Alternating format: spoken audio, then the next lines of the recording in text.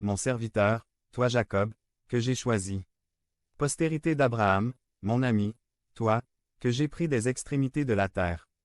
Et que je t'ai appelé parmi ces meilleurs et que je t'ai dit, tu es mon serviteur, je t'ai choisi et je ne t'ai pas rejeté. N'ayez pas peur, car je suis avec vous.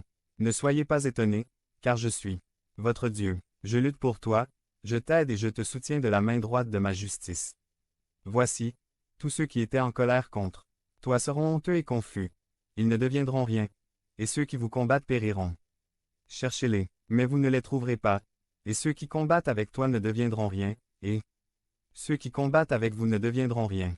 Car moi, l'Éternel ton Dieu, je te prends par la main droite et je te dis, n'aie pas peur, car je t'aiderai.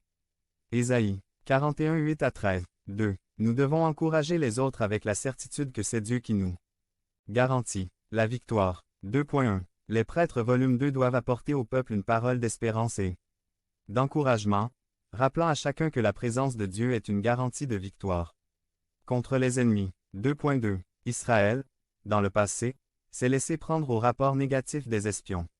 Maintenant, Moïse leur donne cet ordre. Ne craignez pas, car Dieu est celui qui nous accompagne pour nous sauver. 23. Le croyant doit être un messager d'espoir, de victoire, de courage. Chaque jour, nous rencontrons des gens qui nous tirent vers le bas, qui veulent nous décourager. Il y a des gens à qui vous ne pouvez pas parler, car cela gâcherait votre journée. Il y a beaucoup de gens découragés par les choses qui arrivent dans leur vie quotidienne. Mais nous devons apporter un message d'encouragement. Dieu est avec nous et nous donnera la victoire. 2.4. Nous savons que Dieu est avec nous et que gagner nos guerres a des implications. Lorsque nous obtenons la victoire, nous devons lui attribuer le mérite uniquement. Il nous donne du pouvoir, nous donne du courage, nous donne des ressources, fait ce que nous ne pouvons pas faire, et vaincre ceux qui ne le peuvent pas. Nous pouvons gagner, le mérite lui revient donc. Il est facile, mais dangereux et erroné de gagner une guerre avec Dieu combattant pour nous.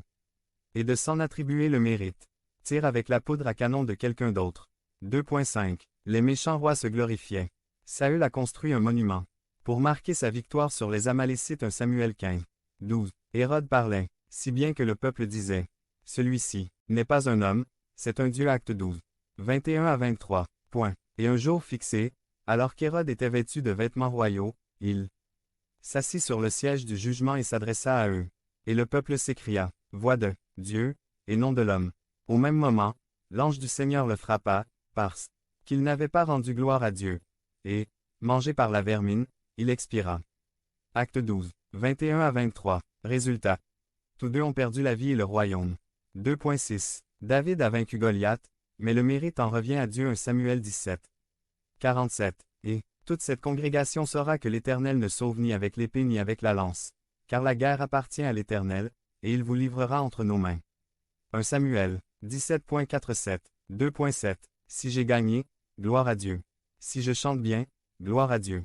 Si j'ai prêché, si le juge m'a donné la victoire dans le procès, si le travail s'est présenté, si j'ai réussi à rendre compte d'une œuvre, tout était bien, gloire à Dieu, car il nous donne la victoire. 3. Nous ne devons faire la guerre qu'à ceux qui sont prêts à se battre.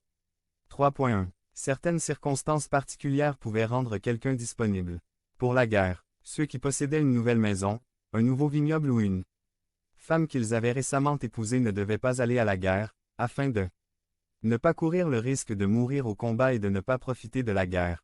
C'est bonne chose. Ils auraient certainement peur de se battre